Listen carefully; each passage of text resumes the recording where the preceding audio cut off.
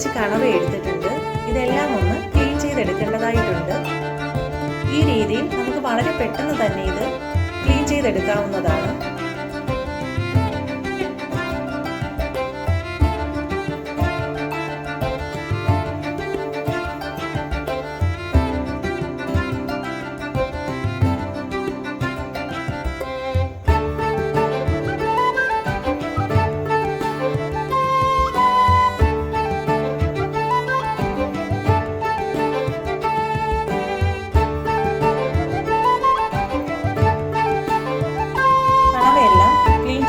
Cut ചെയ്തെടുത്തിട്ടുണ്ട്. ഇനി ഇത് തയ്യാറാക്കുന്നതിന് വേണ്ടി ഒരു ചട്ടി അടുപ്പിൽ വെച്ച് അതിലേക്ക് ആവശ്യത്തിന് വെളിച്ചെണ്ണ ചേർത്ത് കൊടുക്കാം.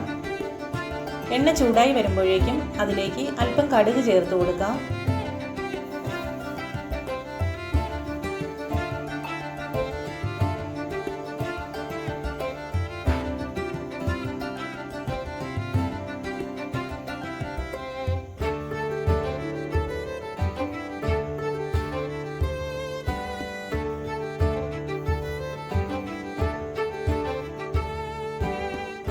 ഇനി ഇതിലേക്ക് അല്പം കറിവേപ്പില ചേർത്ത് കൊടുക്കാം.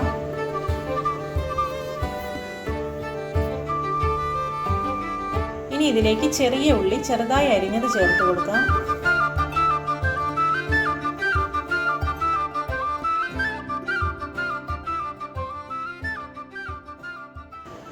ഇനി ഇതൊന്ന് നന്നായി ഇളക്കി യോജിപ്പിച്ചെടുക്കാം.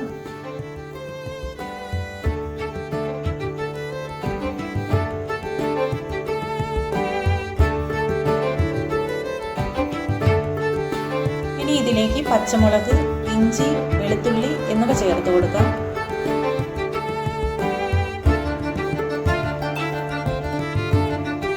ഇനി ഇത് നന്നായി ഒന്ന് ഇളക്കി കൊടുക്കാം.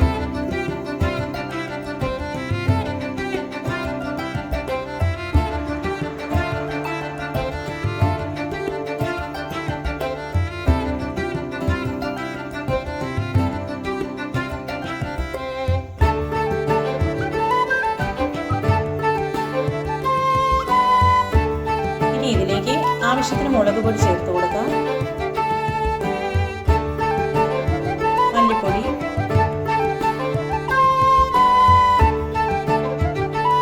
മഞ്ഞൾപ്പൊടി, ഗരം മസാല, അല്പം കുരുമുളക് പൊടി ഇത്രയും ചേർത്ത് നന്നായി ഒന്ന് ഇളക്കി യോജിപ്പിച്ചെടുക്കാം.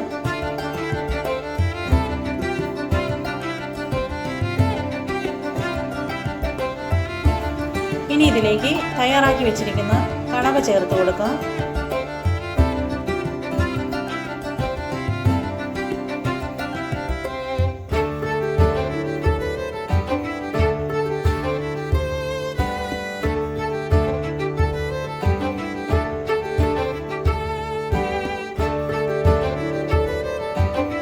ഇനി ഇത് നന്നായി ഇളക്കി കൊടുക്കാം.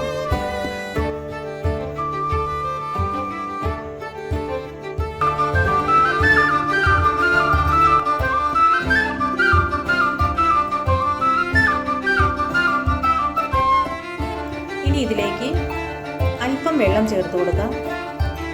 ഇനി ഇതിലേക്ക് ആവശ്യത്തിന് ഉപ്പുപൊടിയും ചേർത്ത് അടച്ചു വെച്ച് വേവിച്ചെടുക്കാം.